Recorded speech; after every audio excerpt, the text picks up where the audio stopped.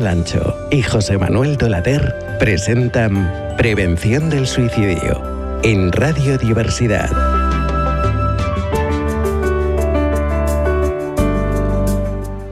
Muy buenos días, muy buenas tardes, queridos amigos, queridas amigas. Gracias a los que estéis al otro lado del micrófono o al otro lado de la pantalla. Soy José Manuel Dolader y os doy las gracias por estar en este programa tan especial que es con la Fundación Priconsa. Prevención del Suicidio con la Fundación Priconsa, una entidad dedicada al cuidado de las personas. Tanto en España como en Sudamérica, en varios países, trabajan ayudando a las personas. Y aquí en Prevención del Suicidio pues colaboran con la Asociación La Barandilla. Y en este programa pues...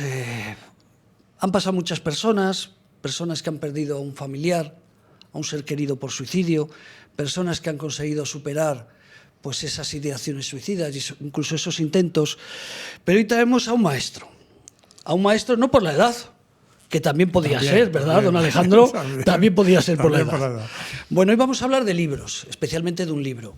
Pero vamos a hablar, y a mí no me cuesta nada decirlo, tengo la suerte de conocer pues, a grandes profesionales en el país de la prevención del suicidio, familias, profesionales del duelo, pero Alejandro Rocamora, don Alejandro, por su filosofía y por todo el trabajo que ha desempeñado, Alejandro para los amigos es, a mi entender, por eso digo que conozco mucha gente, uno de los mayores expertos, si no el más experto, porque hay gente en Cataluña o en Andalucía, que también es grande, también, que puede ser como tú.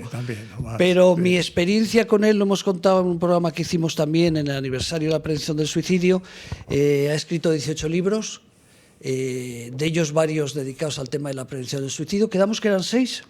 Sí, el otro día, 5. Dedicado a la prevención del suicidio, ha sido un profesional dedicado a la salud mental, décadas dedicado a la salud mental, ayudando a las personas, pero sobre todo en este programa especial. ¿Por qué tiene él cabida y él es el maestro? Pues porque estuvo colaborando en la creación del Teléfono de la Esperanza, un proyecto de 50 y tantos años, ya no recuerdo porque eran 50, luego fueron 51, luego 52, debemos estar por el 53 o 54, con un par de hermanos religiosos, pues decidieron apoyar a las personas que sufrían, las personas que tenían soledad. Posteriormente el Teléfono de la Esperanza se ha convertido también en un referente, junto con el Teléfono contra el Suicidio de la Barandilla, un referente en la prevención del suicidio, y ahora pues el 024, que pertenece al Gobierno y lo gestiona la Cruz Roja. Entonces decía que fue una de las personas que estuvieron apostando por ayudar a las personas que sufren soledad, y luego fue el ideólogo del Teléfono contra el Suicidio, un proyecto que nació en el 2018. Pero hoy hemos hablado en otros programas, no vamos a hablar de todo lo que has hecho antes, porque se nos iría medio programa, con lo cual hoy vamos a hablar de libros, de tu experiencia. He dicho que es el ideólogo del teléfono, él cogió la primera persona que llamó aquí al Teléfono contra el Suicidio, que ahora actualmente es el área de atención y prevención del suicidio, el 911-385-385, formó a todos los psicólogos. Tendríamos que traer imágenes de entonces, pero por respeto a nuestros oyentes de Radio Castilla-La Mancha Activa no voy a sacar apenas imágenes porque ahí solo nos escuchan en radio, no va a ser a través del YouTube, con lo cual vamos a hablar de tu experiencia como escritor, porque, repito, un profesional durante muchos años trabajando en salud mental, ayudando a personas con problemas psíquicos, con problemas de trastornos mentales, y después pues te profundizaste en el mundo de la prevención del suicidio y en el suicidio. De hecho, de esos 5 libros solamente vamos a comentar hoy 2, uno antiguo, digo antiguo no, porque es del 2012, que es Intervención en crisis en las conductas suicidas. Luego vamos a hablar del actual, que el actual es cuando nada tiene sentido. Pero vamos a hablar de tu primer libro en el 2012, Conductas suicidas. Alejandro, ¿por qué hiciste este primer libro? Claro, como tú bien has dicho... Lo ponemos en pantalla, Tony, si no te importa, el de conductas suicidas. Claro, yo comencé realmente mi labor en el tema del suicidio con el Teléfono de la Esperanza en el año 71. Entonces, realmente de ahí surgió otro libro que ya está descatalogado, El hombre contra sí mismo, que lo publicó Asetes, que era la colección de Teléfono de la Esperanza. Y este libro de Intervención en crisis en la conducta suicida es como un manual. Es decir, yo toda la experiencia que había acumulado hasta el 2012 en el Teléfono de la Esperanza lo quise plasmar en línea, en una página, y realmente es como un manual. Va describiendo qué es la conducta suicida. Yo hoy lo escribiría de otra manera, ¿no? Pero es como siempre, ¿no? Es decir, uno escribe una cosa y cuando pasa un tiempo se da cuenta que podía haber sido de otra manera. Pero yo creo que sí es un libro de actualidad, porque plantea cómo intervenir y qué hacer, qué no hacer ante la ideación, ante el intento de suicidio, ante el suicidio frustrado, etcétera, ¿no? Bueno, vamos a decir, también tiene otra experiencia con San Camilo. Sí, sí, yo en San Camilo he tenido experiencia más formativa, ¿no? Es decir, en el Centro de Humanizar de los Camilos realmente he tenido experiencia formativa en el tema del duelo y en el tema sobre todo también del suicidio, ¿no? De prevención del suicidio. Por lo tanto, ahí han sido unos años realmente muy ricos para mí, porque me ha permitido realmente profundizar mucho más en el tema del suicidio. O sea, este es un libro, Intervención en crisis en las conductas suicidas, que ¿alguien lo puede localizar? Porque claro, sí, hace muchos años. Eso en Amazon sí está. Bueno, ponemos Alejandro Rocamora. Está en PDF, incluso ya vale. También. Y que no. Vale, o sea, pones Alejandro Rocamora, Intervención en crisis en las conductas suicidas, la experiencia de décadas, pero como acaba de decir él, vamos a hablar del último libro, ¿eh? Vamos a pasar todos esos libros que hay por en medio, que es el último libro, calentito. Lo presentaste en el Ateneo hace un mes. Pasado, sí. Bueno, salió el año pasado, pero salió bueno. El año pasado. Sí.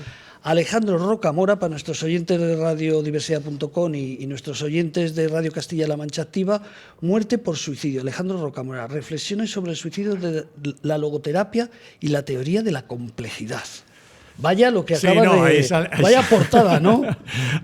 En primer lugar, decir que yo planteo que es muerte por suicidio, porque ahora ya no se habla, sobre todo en la cultura anglosajona, no se habla de suicidio consumado, sino que se habla de muerte por suicidio. Lo mismo que hablamos por muerte por infarto de miocardio o muerte por un fallo vascular o muerte por cáncer o muerte. Pues aquí ahora también la nueva terminología anglosajona es muerte por suicidio, más que suicidio consumado, porque era una cosa de redundancia, ¿no? Es suicidio y es consumado. Es decir, no tenía mucho.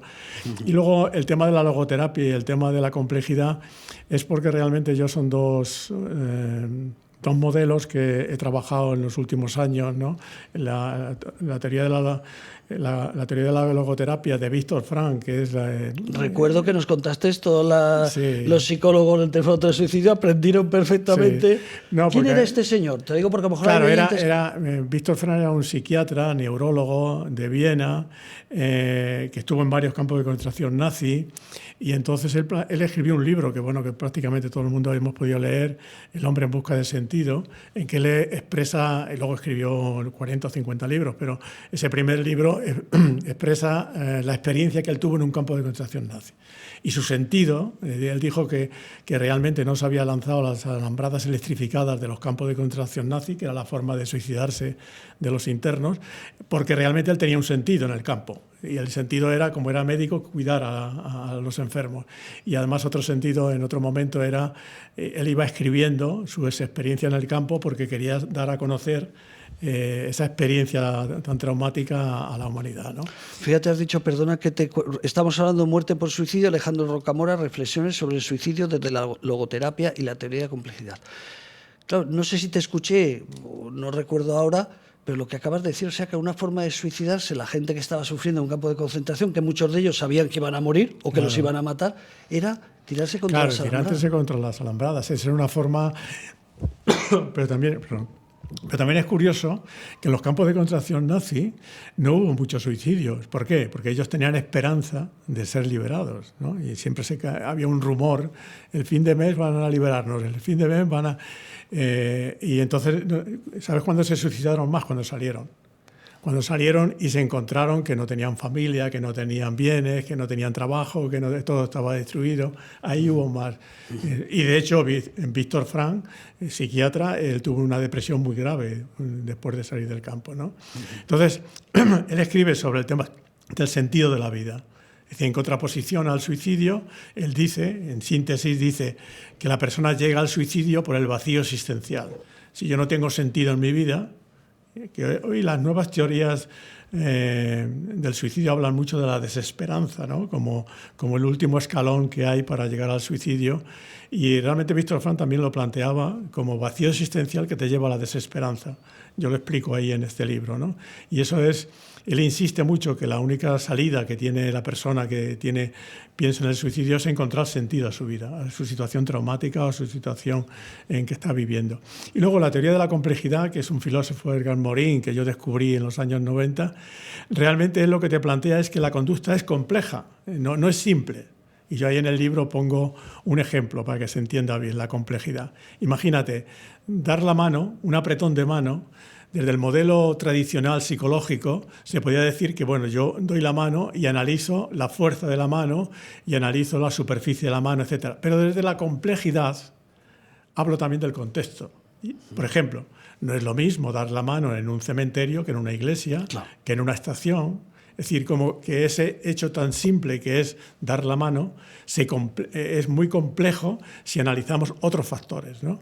Y de ahí, llevado a la conducta humana, la conducta humana es muy compleja. No hay una relación causa-efecto. El tema del suicidio, que tanto hemos hablado de... por eso la prevención es complicada en el tema del suicidio, porque son varios factores los que influyen. No es solamente uno, ¿no? Sino son la multitud de factores.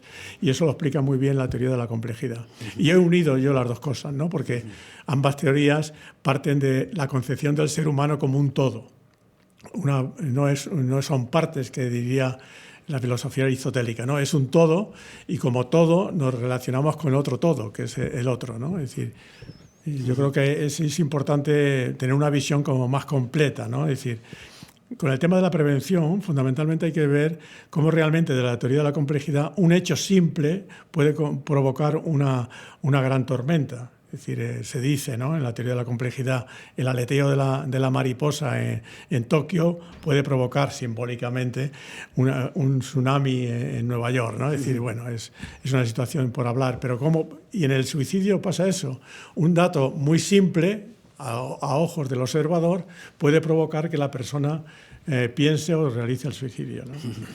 Aquí sé que todo libro tiene, si fuese un libro de cuentos, si fuese una novela narrativa, de entretenimiento, pero ¿a quién crees, aparte que todo el mundo, pero si dijéramos unos colectivos que tendrían que tener este libro, si no de cabecera, al menos en su biblioteca? Sí, no, yo pienso que toda persona que se dedique a la atención del tema del suicidio, ¿no? Es decir, hay otros libros que yo tengo que serían para los supervivientes, pero este libro yo creo que es más para personas que, por ejemplo, voluntarios o psicólogos o incluso psiquiatras, aunque realmente la parte primera, que es la parte más fenomenológica, descriptiva del suicidio, es más conocido, es algo que se conoce más, pero la parte ya más específica del tema de la logoterapia, del sentido de la vida y de la teoría de la complejidad es más específico, ¿no? Sería para profesionales, ¿no? O sea, para profesionales de la salud mental vinculados... Sí.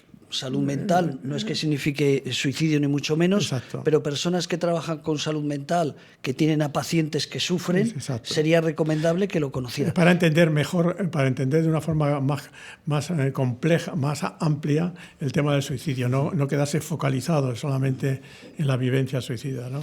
Estoy pensando el 1 de marzo que te voy a invitar el domingo, en el Retiro, que tú conoces muy bien. Sé que con la Receipis más de un evento habéis hecho en el Salón de Actores del Retiro. Pues el domingo 1 de marzo a las 12 vienen, bueno, estamos distintas personas que creemos que entendemos algo del suicidio, pero por ejemplo hay dos padres, uno de Navarra y otro de Madrid. Los dos han creado asociaciones porque han sufrido el suicidio, uno de Paco Carcavilla de su hijo y Javier de su hija. Para alguien que se dedica a ayudar a los demás, hay mucha gente, tú en la Receipis, que también has formado parte de la Receipis, creo que todavía tienes alguna vinculación, son de los primeros también en España que trabajaron en el tema de la prevención del suicidio. Para un padre, por ejemplo, que haya perdido un hijo, ¿va a tener una referencia en este libro? Sí, vamos, puede servir para entender lo que es el suicidio, para entender, comprender, porque muchas veces se simplifica mucho el tema. Y, por ejemplo, un padre que haya perdido a su hijo, la gran pregunta que se hace siempre es el por qué, pregunta que no tiene respuesta, que nunca tendrá respuesta, precisamente porque la conducta suicida es muy compleja, es multidimensional. Es decir, entonces no podemos decir esta persona se ha suicidado por esto. Podemos decir que esa persona, eso es el factor desencadenante, o como coloquialmente hablamos, ¿no? Es la gota que colma el vaso. pero claro, ha colmado el vaso porque el vaso estaba colmado, estaba lleno, si no... Fíjate, es algo, Alejandro, que recuerdo tus conferencias que dabas aquí en la asociación, y es verdad, entonces yo no conocía tantos padres como ahora, no voy a decir afortunadamente, lamentablemente, ¿no? Pero afortunadamente si quieres aprender de esto. Y casi todos los padres, muchos que tú también habrás conocido, no vamos a hacer ahora mención de mujeres que también han perdido un hijo, y casi todos coinciden que no sabían que se iba a suicidar, no saben el por qué. Luego, con el tiempo, Javier Jiménez, a través de Sara Jiménez, Francisco Carcavilla, a través de su asociación, distintas asociaciones, Carlos Soto. Claro, con la experiencia de los años, claro, si yo supiera aquello que entonces no sabía, a lo mejor mi hija cuando de repente se aislaba y se metía en la habitación, o mi hijo de repente sufrió bullying pero no le di importancia a cosas de niños, eso, Alejandro, vemos aquí reflejado. Todo eso de alguna manera se explican aquí, y para comprender esa complejidad, ¿no? Es decir, y para también disminuir la culpa, ¿no? Porque los padres, la familia, se siente culpable porque no se han dado cuenta antes, pero es que muchas veces, en la mayoría de los casos, es imposible darse cuenta. Ni el propio sujeto sabe que va camino del suicidio, ¿no? Entonces, ¿cómo vas a descubrir que tu hijo o tu padre o tu madre se va a suicidar, ¿no? Tu experiencia, Alejandro, durante todos estos años, te voy a preguntar algo que parece sencillo de preguntar, pero imposible de contestar. Pero para alguien, para un padre, ¿qué cosas crees tú? Aparte de, claro, recomendar a un padre, puede comprar muerte por suicidio indiscutiblemente porque va a aprender muchas cosas, pero es que no sabe que su hijo se va a suicidar. Por tanto, sería para la población también en general, ¿no? Pero de tu experiencia, por eso te lo he querido decir antes, para que te dé tiempo a pensar, y sé que es imposible de contestar, pero ¿qué cosas dirías a un padre? Decir, oye, no compré el libro Muerte por suicidio, pero ves a un psiquiatra, a un psicólogo, a tu médico de cabecera. Que lo hemos hablado en muchos programas, pero como este es más especial... Lo importante en el tema de la educación y de la convivencia es cuando hay cambios de conducta. Cuando hay un cambio, que puede ser por el tema del suicidio, puede ser por otra cosa, pero cuando hay un cambio de conducta en un hijo, imagínate, pues eso, se hace más solitario, no quiere, hay bajo rendimiento académico, es decir, no hay conductas de irritabilidad y tal. Cuando hay un cambio significativo, de alguna manera, no esporádico, sino continuado, uno tiene que sospechar. Y entonces, la gran pregunta es si hay que decirlo o no. Hay que preguntar. Es decir, y si el hijo, por ejemplo, si yo veo un cambio significativo en la conducta de mi hijo, tengo que preguntar qué está ocurriendo. Oye, te veo, no acusándole, sino te veo realmente que ahora no duermes o duermes peor, que ahora no comes o que ya no sales. ¿Qué es lo que está ocurriendo? ¿Qué es lo que te pasa? ¿En qué te puedo ayudar? No sancionándole. Yo no le estoy diciendo que se va a suicidar. Si realmente tiene ideas suicidas, si tiene un buen vínculo con el padre, con la madre o con los hermanos, evidentemente lo va a decir, porque la angustia es terrible, ¿no? Si no, posiblemente le diga que no. Yo creo que la señal de alarma, cuando hay un cambio significativo en la conducta del sujeto, ¿no? Cuando presentas un libro como este, ¿qué tipo de público va a una presentación de un libro especializado en bueno, además de los amigos. Aparte de los amigos, que para eso estamos los amigos o para eso están los amigos. Cuando fuimos al Ateneo, es decir, yo creo que son personas que, por ejemplo, había una persona en el auditorio del Ateneo que se había suicidado su madre hacía 2 o 3 meses, ¿no? Es decir, porque claro, un familiar y luego había gente, pues psicólogos o compañeros míos de la logoterapia también, es decir, que van buscando, esta persona en concreto también iba buscando un poco la búsqueda de la razón de por qué su madre realmente se había suicidado, ¿no? De alguna manera, ¿no? Es decir, son personas que están interesadas en ese tema, o bien desde el punto de vista profesional, o bien desde el punto de vista vivencial, ¿no? Porque el sujeto le sirve a él, ¿no? Fíjate, yo no vamos a hablar de nuestros casos personales, yo tenía un suicidio en la familia, pero el primer suicidio que pueda contar fue... Recuerdo que los años, trato de recordar, 2012, 2013, el presidente de la Federación de Asociaciones de la Comunidad de Madrid de Salud Mental se suicidó su hijo. Y recuerdo, creo que ya nos conocíamos, hacía ya un programa de Intereconomía, no sé dónde creo que ya nos sí, conocíamos, y tu compañero Javier, que ahora está en la policía, Javier Pietrópolo, que tiene Javier Jiménez. Pietrópolo. Sí, es un apellido complicado. Sí, italiano me parece. Italiano. La madre era italiana. Y recuerdo, fíjate, recordar de toda la vida, digo, había desaparecido su hijo, fue una comunicación a todas las asociaciones, nos pusimos a buscar en las redes sociales, fotografía y tal. Y cuando apareció muerto le dije, oye, ¿quieres que hablemos? No tenía ganas de hablar, fíjate. Y toda la vida había tratado la salud mental. Su hijo, probablemente él, cuando desapareció, ya pensó que algo grave podía ser, porque no era la primera vez que tenía ideaciones suicidas. Qué terrible tiene que ser para un familiar, no, es terrible, ¿no? Porque además, normalmente los padres somos cuidadores, somos de los hijos, y ahí la primera reacción es que aparece la culpa. En el tema del suicidio aparecen dos, la culpa y la vergüenza. Porque claro, socialmente, por eso tú has luchado tanto por el Plan Nacional de Prevención del Suicidio, sería importantísimo que la sociedad asumiera que el suicidio es posible, que cualquier persona tenemos posibilidad de suicidarnos. Algún filósofo dice, es la gran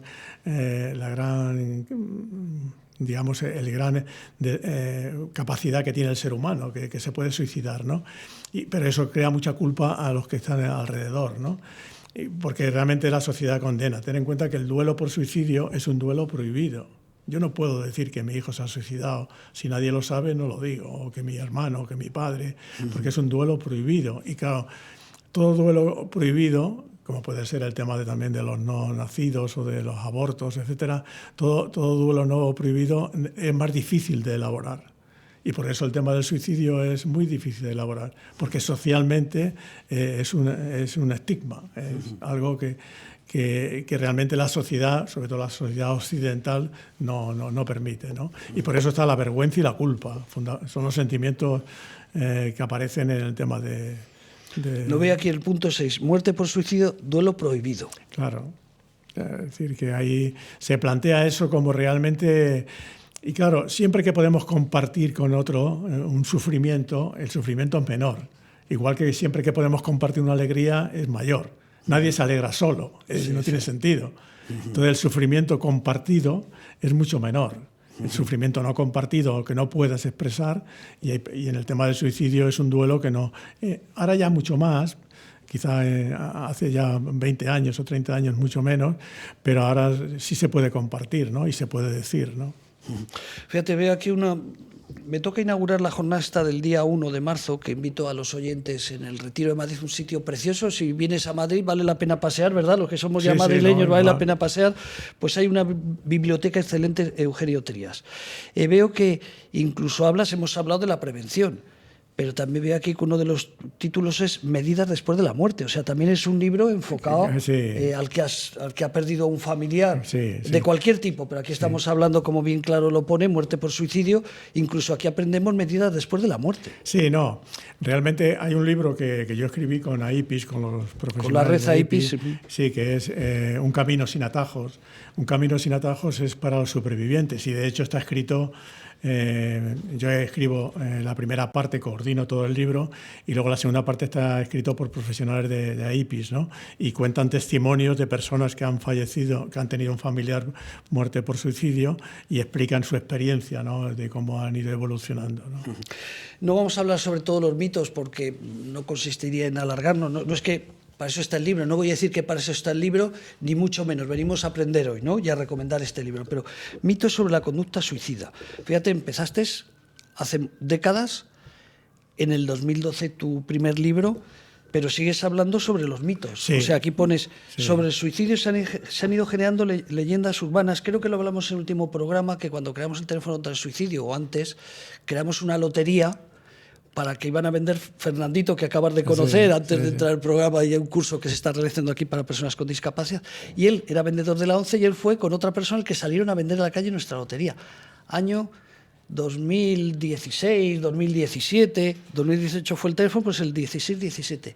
Y recuerdo que decían, es que esto no se vende, es que la gente me dice que el que se va a suicidar, igual que para aquí hay que comprar. Y fíjate, lo primero que dices aquí, el mito número 1, he recordado, es el que se quiere matar no lo dice, criterio equivocado. Claro. O sea, fíjate, la es gente... Es todo lo contrario, es decir, el que dice que se quiere suicidar es que realmente está sufriendo, tiene un sufrimiento psíquico muy potente, muy fuerte, y realmente lo expresa de alguna manera para esperar la comprensión del otro, ¿no? Es decir, que sí, los mitos todavía en nuestra sociedad occidental todavía permanecen, ¿no?